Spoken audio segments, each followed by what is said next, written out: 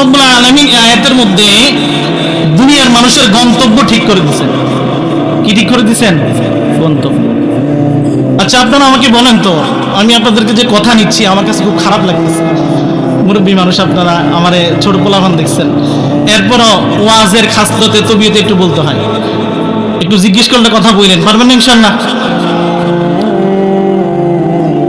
Launch, আমরা যানবাহনের মধ্যে যে চলাফেরা করি, লঞ্চ, ট্রেন, বাস, বিমান, এগুলোর নির্দিষ্ট একটা গন্তব্য আছে না?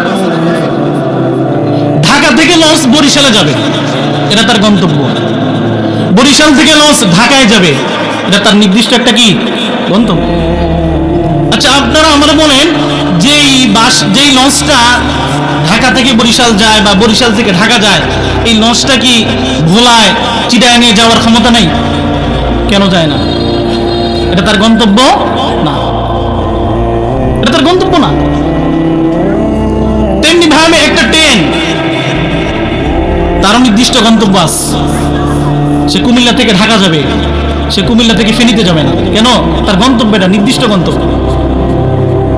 দুনিয়ার প্রত্যেকটা জিনিসের একটা গন্তব্য আছে। এবার আপনারা আমাকে বলেন, প্রত্যেকটা জিনিসের যদি নির্দিষ্ট গন্তব্য থাকে, আশরাফুল মাখলুকাত ওয়ালাকাদ কাররামনা বানি আদম, আল্লাহ তাআলা আদম জাতিকে বলছে আশরাফুল মাখলুকাত, শ্রেষ্ঠ। জীবজন্তুরও গন্তব্য আছে, সিংহেরও গন্তব্য আছে, একটা বাঘেরও গন্তব্য আছে, মানুষের কোনো গন্তব্য নাই। কি? ওয়ামা হাযিহিল হায়াতুদ দুনিয়া ইল্লা লাহু ওয়া লাইব ওয়া ইন্নাদ দারাল আখিরাতা লাহিয়াল হায়াওয়ান লাউ কানু ইয়ালামুন। বান্দা, তোমার এই দুনিয়ার জীবন, আল্লাহ তাআলা বলে সূরাতুল আনকাবুতের মধ্যে, তোমার যে দুনিয়ার জিন্দেগি, এটা খেল তামাশার জিন্দেগি। কিসের জিন্দেগি? খেল তামাশার জিন্দেগি। গন্তব্য কোথায়? আল্লাহ তাআলা বলে যারা তাকওয়ামান ব্যক্তি, তাদের জন্য আসল গন্তব্য হলো আখিরাত।